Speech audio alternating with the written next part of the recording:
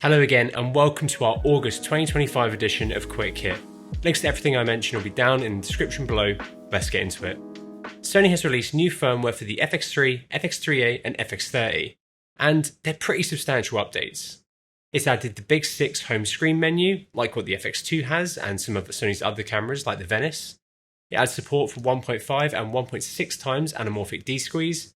It has also added the ability to output external Blackmagic RAW, but Blackmagic are yet to update their video assists to record this signal. Hopefully Blackmagic release a firmware update to use this soon. There are also a few other smaller updates. Full release notes are here and the firmware is available to download right now. Sony also released firmware for the Alpha 1 too. Here are the release notes and again it's available to download right now. The Gearseat is a new piece of kit that I found while scrolling on Instagram and frankly it's a stroke of genius. It's essentially a sturdy mount which uses the ISOFIX points in a car to more safely hold your camera while in transport. I've strapped a camera package onto a car seat more times than I can count, and I wish I had something like this instead.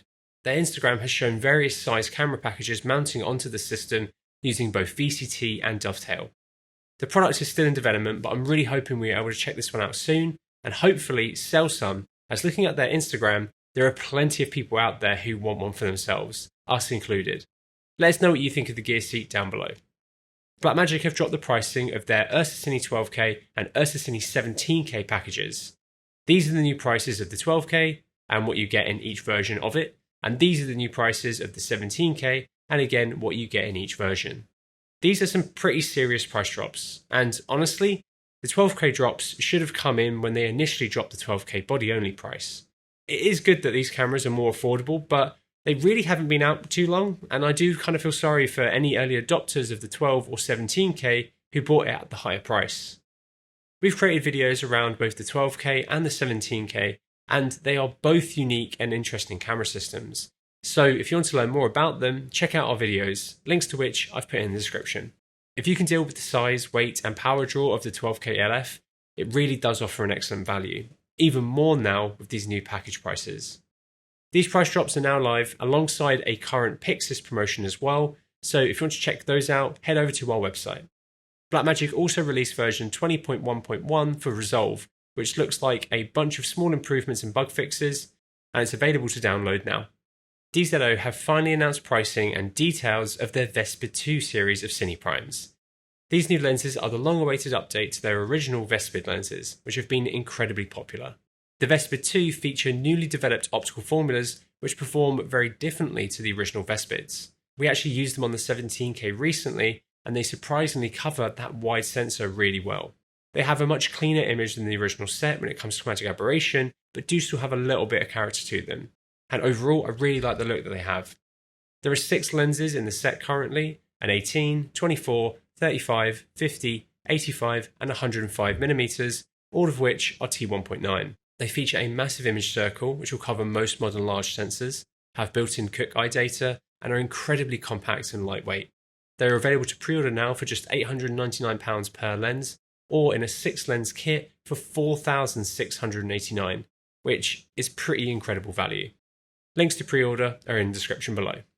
Meike have released an L-mount version of their drop-in filter adapter for EF lenses.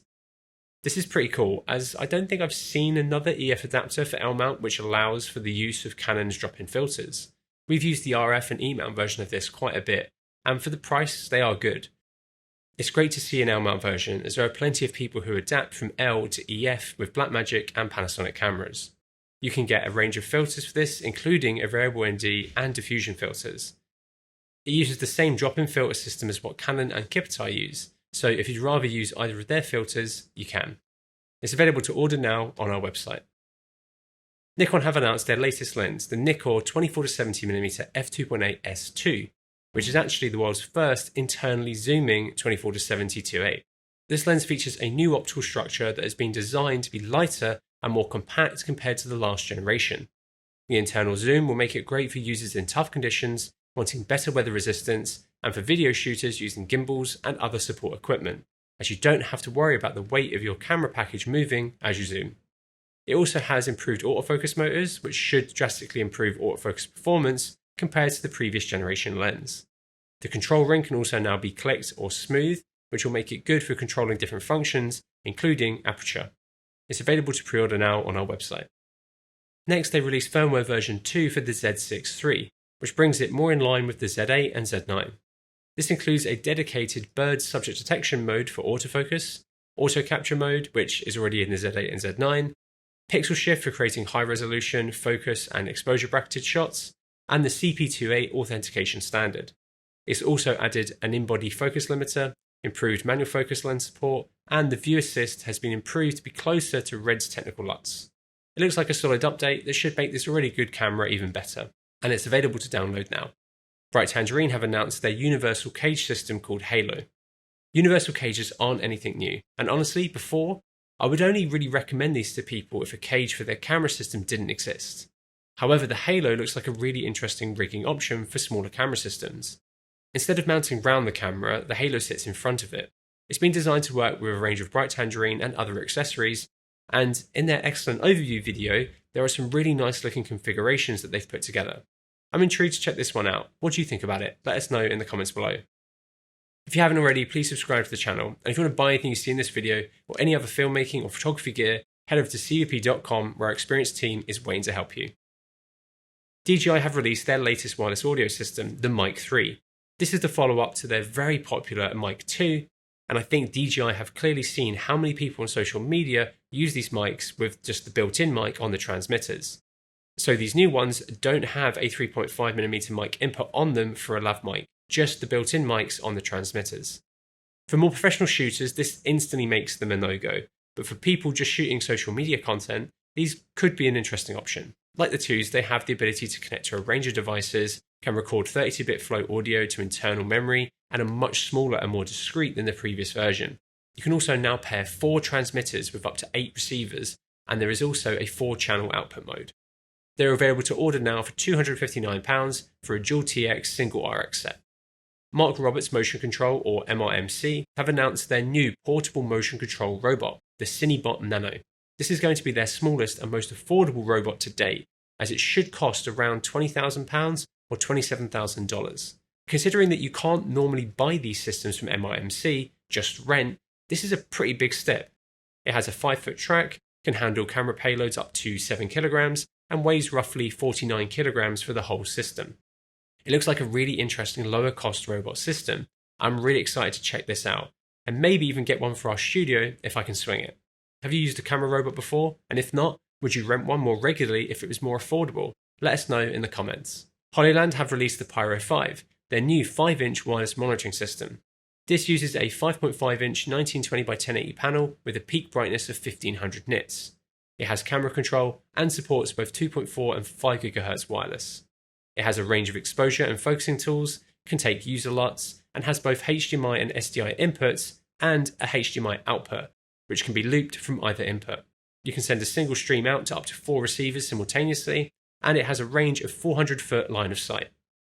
It's priced by itself at just £376, which for a monitor of this spec with wireless functionality is pretty good. Netflix have released their guidelines when it comes to the use of generative AI tools, and honestly, I think it's pretty good news. Looking at their key 5 guiding principles, we can see that Netflix aren't wanting AI-generated slop all over their platform, but understand that AI tools are going to be used in the creation process, but it's not the sole creation. What do you think of these guidelines? Do you think it's a step in the right direction? Let us know in the comments. Right, let's get into our quickfire honourable mentions. Links to details about these are in the description. 7 Artisans have released a 65mm t2.9 macro for their Infinite series. Axoon have released firmware for their M7 and M7 Pro monitors that enables Sony and Canon mirrorless camera control. Anti-Gravity released the A1 8K 360 drone. Asus announced the ProArt PA32 QCV desktop monitor. Hasselblad announced the X2D2 100C digital medium format camera, which has some interesting upgrades over the previous one. Insta360 released the Go, a small modular camera system. Lights announced the Hugo 40mm T1.5, which I really want to check out. Nanlite announced the Miro 30C and 60C round panel LED lights. OWC announced their 8TB Express 1M2 80G external SSD. Polar Pro released the Cineback filter, a quarter-strength black mist filter. Prism Lens Effects launched the Phantom and Spectre filters. Sigma announced the 200mm f2 Sport and 12mm f1.4 Contemporary. Tamron released the 18-300mm f3.5 to 6.3 in both Z and RF mounts. Teradek released Bolt 6 XT10K receivers. Tilter announced the Mavic 4 Pro cage, a cage for the Osmo 360, and a full FX2 cage system. Viltrox released the 50mm f1.7 for Z, E and X mount APS-C cameras. Wooden Camera released the Elite system of accessories for the Sony Rialto Mini. And lastly, Zoom released their latest external recorder, the H6 Studio. If you enjoyed this, please make sure you subscribe ready for next month's Quick Kit, and let us know what kit you've picked up this month in the comments below. And thank you so much for watching.